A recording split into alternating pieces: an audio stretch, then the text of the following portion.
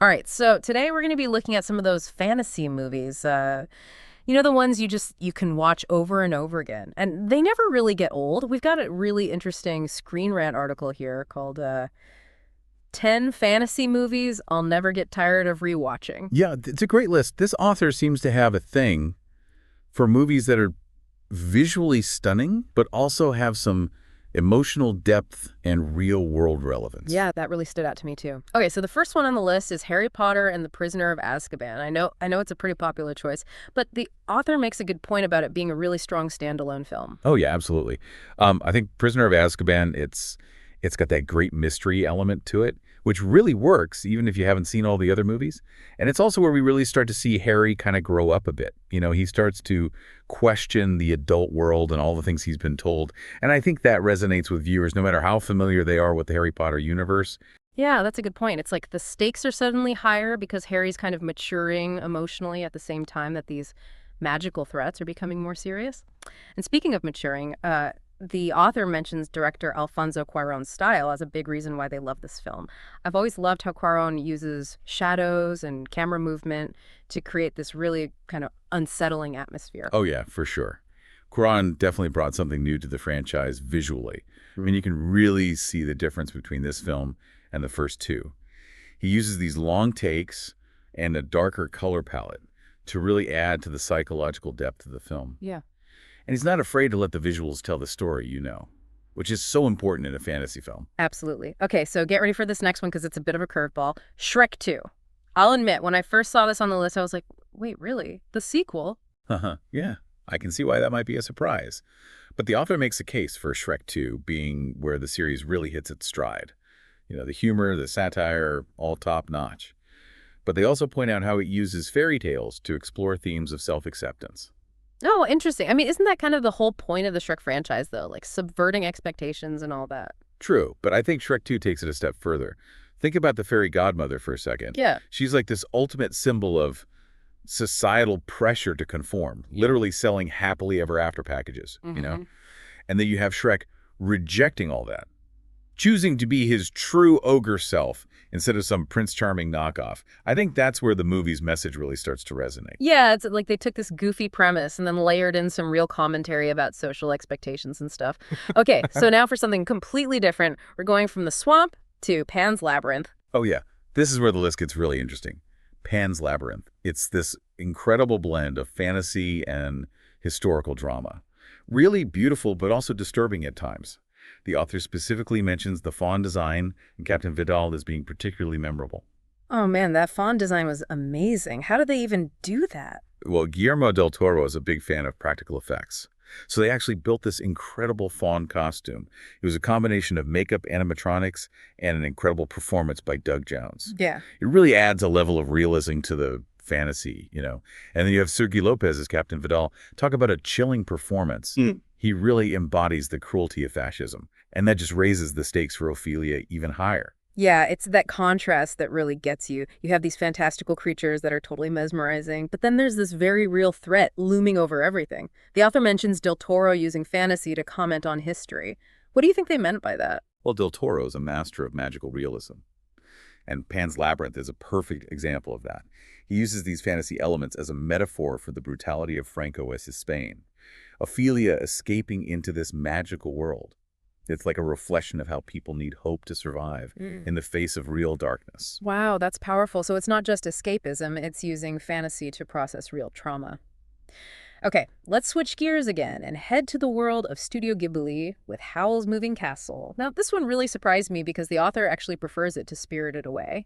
Yeah, I thought that was interesting too. What stood out to me was that they focused on Sophie's journey. It's not just about the romance. In Spirited Away, it's about Chihiro finding her strength in a strange world. But in Howl's Moving Castle, it's about Sophie discovering her inner beauty, challenging those societal expectations about aging. And oh my gosh, the visuals are just breathtaking. Oh yeah, absolutely. That animation style is just gorgeous. I remember the first time I saw Howl's Castle itself, like this crazy ramshackle thing just chugging across the landscape. It was mesmerizing. But what else makes this film so rewatchable?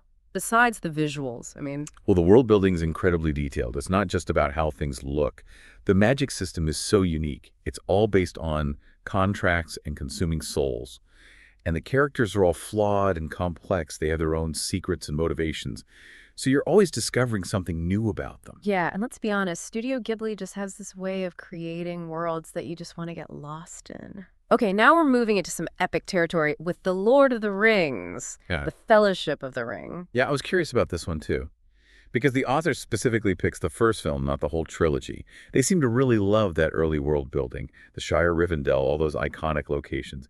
And they specifically mention the score as a big reason for rewatching it. You know, I've always felt that Fellowship has the sense of wonder and discovery, that the later films kind of lose a bit as the stakes get higher. It's like that initial introduction to Middle-earth that's so captivating. And Howard Shore's score, oh man, it just completely transports you. Exactly. It's that sense of awe and discovery that makes Fellowship so rewatchable.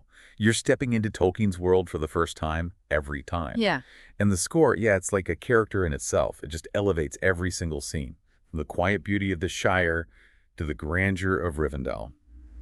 All right, get ready for another curveball here. The next film on the list is Who Framed Roger Rabbit?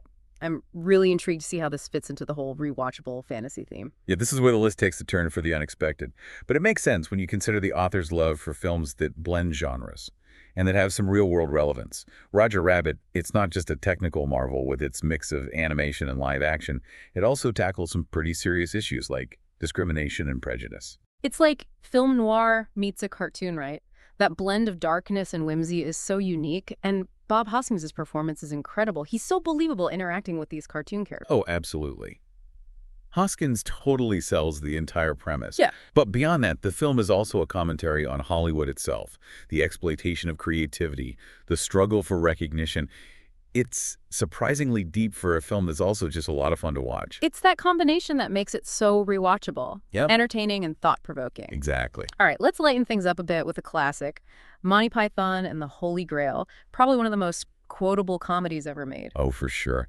The author really praises the film's low-budget ingenuity, how they turn those limitations into comedic gold. The coconuts for horses, the absurd visual gags, it's all part of Monty Python's charm. And it's so self-aware. They're constantly breaking the fourth wall, commenting on the filmmaking process, embracing the absurdity of it all. It's like they're saying, we know this is ridiculous and that's why it's funny. Exactly. Monty Python wasn't afraid to poke fun at anything, even themselves. And I think that's what makes them timeless. Their humor is rooted in satire and observation. It transcends specific time periods. Okay, now for a dose of pure nostalgia. Mary Poppins. The author mentions Julie Andrews as being a huge influence on their love of musicals, and I have to agree her performance is iconic. But how do you think this film holds up for viewers who didn't grow up with it? That's a good question. Mary Poppins is definitely a product of its time. But the themes of family imagination, finding joy in the everyday, those still resonate today. And the music, oh man, those songs are just earworms. They stick with you forever. Oh, absolutely. Supercalifragilisticexpialidocious, A Spoonful of Sugar, instant classics. And we can't forget Dick Van Dyke's accent. It's become legendary at this point. Yes, those little imperfections, those moments of genuine joy and silliness that make a film rewatchable. You're not just watching a story, you're reliving a feeling, a memory. Okay, we're on to our second to last film. And it's a classic for a reason. The Princess Bride. This has got to be one of the most quoted fantasy films of all time. Inconceivable. Yeah, it's a classic. The author highlights the film's balance of humor and romance. I think that's a big part of its appeal. It's both a parody of classic fairy tales and a genuinely heartwarming love story. And the chemistry between Cary Elwes and Robin Wright, electric. It's the kind of movie you can watch with the whole family, and everyone will find something to enjoy. The humor works on multiple levels. The adventure elements are genuinely exciting. And then there are those moments of pure sweetness, like the As You Wish scenes, just melt your heart every time. Oh, yeah. It's a film that really celebrates the power of storytelling itself. You know that framing device with the grandfather reading to his grandson? It reminds us that these stories are meant to be shared, passed down through generations. All right, last but not least, we're heading back to Neverland with Peter Pan. But not just any Peter Pan. The author specifically chose the 2003 adaptation directed by P.J. Hogan. Oh, interesting. That one surprised me at first. But the more I thought about it, the more it made sense. Hogan's known for his romantic comedies. And you can definitely see that sensibility in his Peter Pan. It's a more grounded and emotionally resonant adaptation than some of the others. Yeah, and the visuals are stunning, especially Neverland itself. It's like a child's dream come to life. Vibrant colors, fantastical creatures. I was really impressed by the flight sequences. They felt so free and magical. Yeah, Hogan did a great job of capturing the wonder and whimsy of the story, but he doesn't shy away from the darker elements either, like the fear of growing up, the loss of innocence, and Jeremy Sumter as Peter. He's perfect. He really embodies that mischievous but also yearning spirit. It's interesting because this adaptation doesn't shy away from the darker side of the Peter Pan mythos either. That idea of Neverland as a place where children never grow old. But they also never truly grow up. Exactly. There's a real bittersweetness to it. A recognition that childhood is fleeting and we can't ever fully recapture it. I think that's what makes this adaptation so poignant. It's both a celebration of childhood and an acknowledgement of that inevitable journey towards adulthood.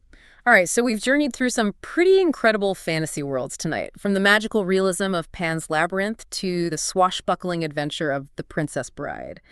These films are more than just entertainment. They're portals to other realms of imagination. Yeah, and it's fascinating how each of these films uses fantasy to explore different aspects of the human experience. We've seen stories about self-acceptance facing our fears, the power of love, the bittersweet nature of growing up. So what do you think ties all these films together? What makes them so rewatchable? Well, I think it goes beyond just having good stories and good visuals, although those are definitely important. It's that feeling you get, that sense of wonder that just stays with you long after the movie's over. You know, it's like these films, they invite us to escape into these different worlds, but they also give us some insight into our own lives and experiences. Yeah, definitely. And that's what I think makes this list so interesting. It's not just about picking the most popular fantasy films or the most critically acclaimed ones. It's about those personal connections, the films that really speak to us on an individual level. They give us permission to be childlike again, to embrace the absurd, to believe in the impossible, even if it's just for a couple of hours. Yeah, I love that. So as we wrap up this deep dive, I want to leave you with this thought. Don't underestimate the power of a good fantasy film. It can be more than just entertainment. It can be a source of inspiration, reflection, and even personal growth. And who knows, maybe the next time you watch your favorite fantasy film, you'll discover something new, something that speaks to you in a way you never expected. Until next time, keep exploring those fantastical worlds, keep asking questions, and keep the magic alive.